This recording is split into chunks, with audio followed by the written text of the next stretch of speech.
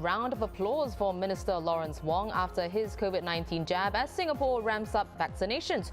By next week, the first 4 vaccine centres will be up and running.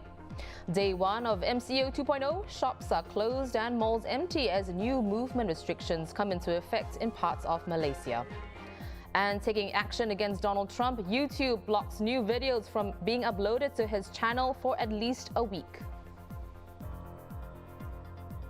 You're watching The Big Story, coming to you live from the Straits Times newsroom. I'm Olivia Quay.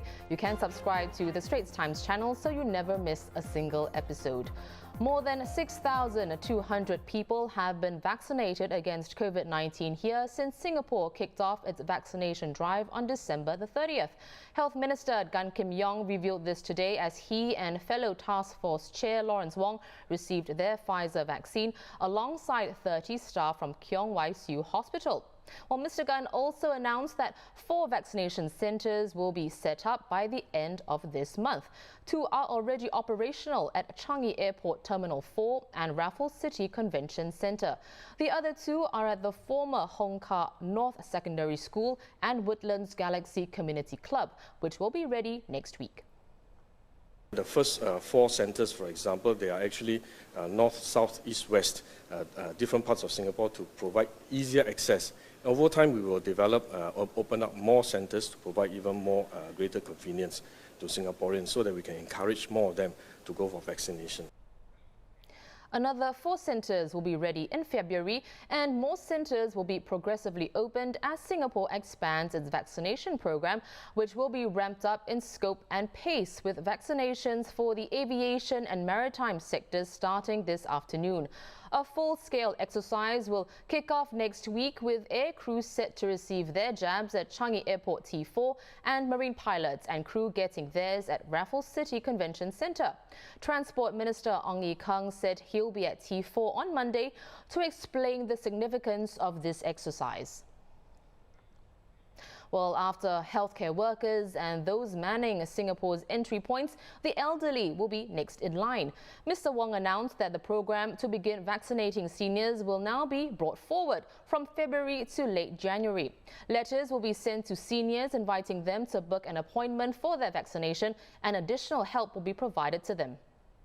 This process will take a bit of time, so we will also step up our outreach and engagement efforts, particularly to the elderly across all our HDB estates, to let them know what this is about, give them more information in different languages, and also to help them with the booking, because not everybody will be familiar with the IT system, may not know how to go about doing the booking.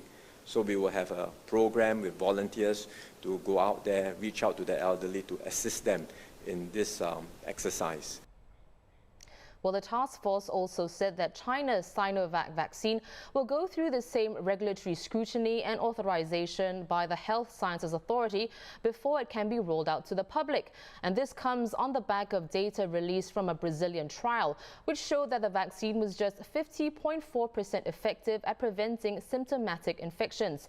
Another vaccine candidate, Moderna, has also submitted its data and is currently being reviewed by HSA. Between Pfizer and Moderna, really they are all on the same platform. They are very similar. Both are mRNA vaccines. Efficacy rates are very similar. There is really not much to choose from. Right? So I would think between the two, it's quite straightforward. Either one will do.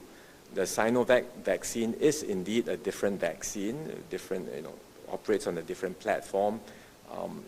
You've talked about different efficacy rates, but we still need to look at the data. We still need to see if it's more efficacious, for example, for specific sub-segments. We don't know yet. For anyone who's thinking that maybe I should hold back and wait for my preferred brand of vaccine, I would just encourage everyone you don't know, right? No one knows when that preferred brand might come about. There's uncertainty. We have made purchases, but we don't know if it will be authorized because it's still pending data, pending review, pending approval. So rather than hold out and wait, I think what we have today is an authorized vaccine that is safe, that's effective, And when the time comes, just come forward and get yourself vaccinated rather than waiting for some other brand that may or may not materialize down the road.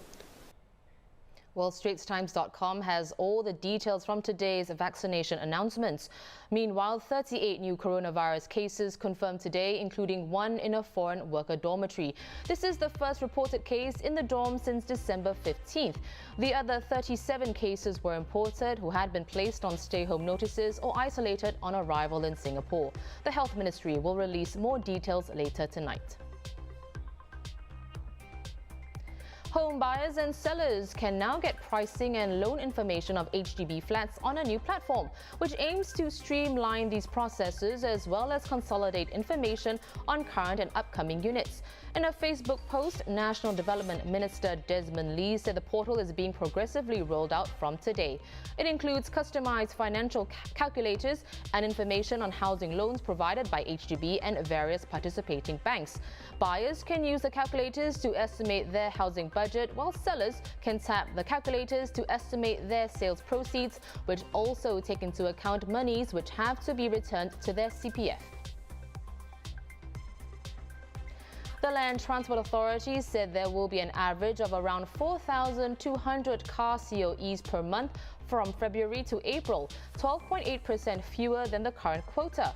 The quota for commercial vehicle COE will have the sharpest drop of 30.5% to 511 COEs, while motorcycle COE supply will grow by 3.2% to 1,083 a month.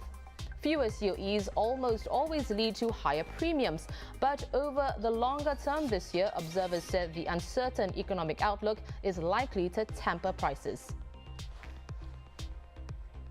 US private equity giant Blackstone Group is looking to purchase Lucasfilm's state-of-the-art facility, the Sandcrawler, for about $175 million. Named after the classic Star Wars transport that inspired its design, the Sandcrawler is located at Fusionopolis Tech Park in One North. It has 8 floors of office space and even a Yoda fountain. Currently, it houses Lucasfilm's visual effects and animation studio and serves as its regional headquarters.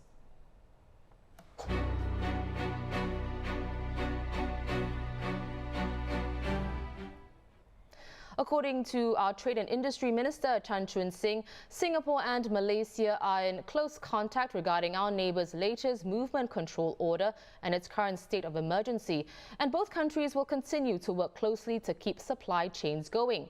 Mr. Chan said that over the last few days, Singapore's supplies and trade flows with Malaysia have continued as per normal. Well, take a look at the scene in KL as the fresh 2-week movement control order kicked in today for the federal territories of Kuala Lumpur, Labuan and Putrajaya, as well as 5 states, Malacca, Johor, Penang, Selangor and Sabah. One of the capital's main thoroughfares, Jalan Ambang, leading to the Petronas Twin Towers, seeing less traffic as people are encouraged to stay home. Most shops are closed, but supermarkets, healthcare services and banks are allowed to operate. Eateries and hawker stalls can remain open as well, but only for takeaways and deliveries. Shannon Teo is back with the latest. He's the Straits Times' Malaysia Bureau Chief, joining me from Kuala Lumpur. So Shannon, first day of the MCO in several states and federal territories like KL and Putrajaya. So how is the public reacting to being locked down once again? And more importantly, are people confident in the government's ability to handle the current crisis? I think the reaction is mixed. There are people who are, annoyed, obviously, at being locked down. There are some who have already resigned themselves to the fact that, well, we do need to go into another MCO. There's no way around it, looking at how the numbers were climbing again. There is some anger, there is some frustration at the government, and we're talking pretty much about the political government. If you look at when this, some people are calling it the 3rd wave or 4th wave, depending on how you count it, but this current wave started after the Sabah state polls, and that was a political issue. They might not necessarily be blaming the Perikatan Nasional government led by Prime Minister Muhyiddin right now, but they are definitely blaming politicians and politics for this current wave. There is still a lot of faith in the healthcare system, in our frontliners, in the authorities, the civil service authorities themselves. people do believe that at the end of this MCO, we will bring the numbers down, we will recover from it. But there is quite a fair bit of frustration at the political leadership. Well, speaking of the healthcare system in Malaysia, we know the country is seeing more than 2,000 new COVID-19 cases every day for the last week or so.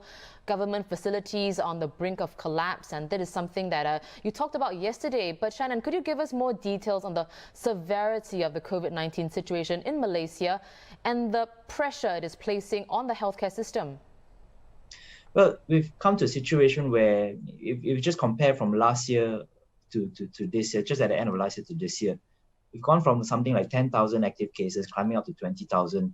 And it took the authorities up to when it hit 25,000 or so active cases to actually think about doing a new MCO. Now, as of yesterday, there are more active cases than there are beds reserved for COVID-19 patients. And that means there are people who have tested positive, but are being turned away from hospitals. They're being told you have to quarantine yourself at home. And now we know that's never as effective as being warded, because you are still at risk of transmission to your family members, to your neighbors, things like that.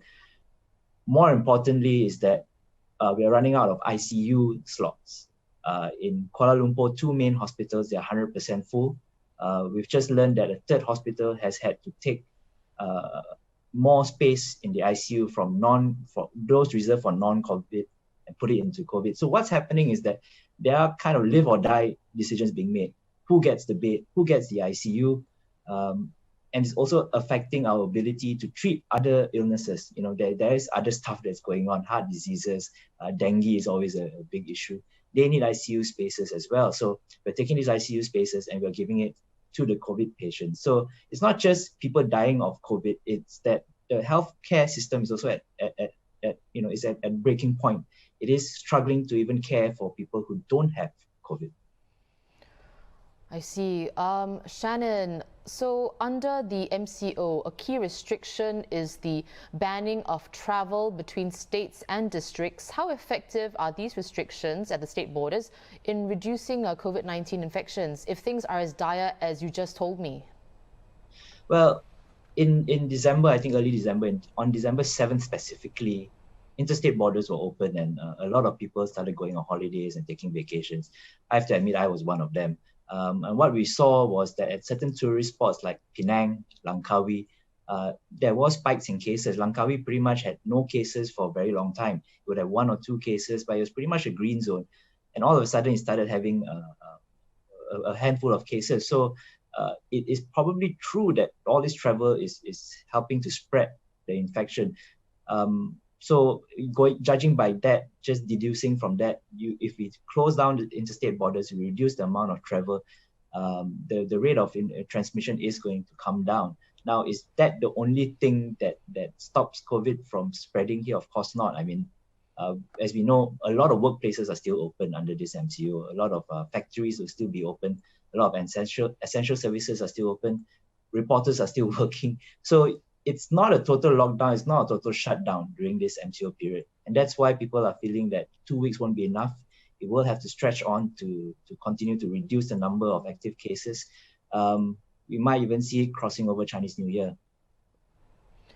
Right. Well, thanks again for coming on the show with the update, Shannon. I've been speaking with our Malaysia Bureau Chief, Shannon Teo, who's been closely following these developments in Malaysia, and we'll have a story on the latest in tomorrow's paper. More global headlines. The U.S. House of Representatives voted to approve a resolution calling for President Donald Trump to be removed from office through the 25th Amendment. In a letter to House Speaker Nancy Pelosi released just ahead of the vote, though, Vice President Mike Pence rejected the call to invoke the 25th. It comes as House Democrats plan to vote later today to impeach Mr. Trump. Well, meanwhile, YouTube has temporarily suspended Mr. Trump's channel and removed a video for violating its policy against inciting violence. A YouTube statement said the channel is now temporarily prevented from uploading new content for a minimum of 7 days. The US president is now suspended from YouTube, Facebook, Twitter, Instagram, Snapchat, and Twitch. Indonesian President Joko Widodo received his first dose of the Sinovac vaccine earlier today, kicking off a nationwide vaccination drive against the coronavirus. Mr. Joko was the first person to be inoculated in the country to give Indonesians the confidence that the vaccine was not only safe and effective but also halal. Indonesia's Food and Drug Monitoring Agency granted the vaccine emergency use approval based on Sinovac's interim data, showing that it's 65.3% effective. But Reuters has reported that the Sinovac vaccine was just 50.4% effective at preventing symptomatic infections in a Brazilian trial. Manchester United are top of the Premier League, 3 points clear of Liverpool after securing their 9th win in 11 league games. Remarkably, the last time United were at the summit after this many games into a season was back in 2012, in Sir Alex Ferguson's final title-winning campaign. All roads now point to Anfield on Sunday when the Red Devils face reigning champions Liverpool. Avoiding defeat there would see Ole Gunnar Solskjaer's men maintain their spot at the top of the standings, but if Liverpool win, they go top on goal difference. Well, those are our top stories for today. For more news and videos, visit straitstimes.com and subscribe to our YouTube channel by hitting the red button below. I'm Olivia Quay. See you tomorrow on The Big Story.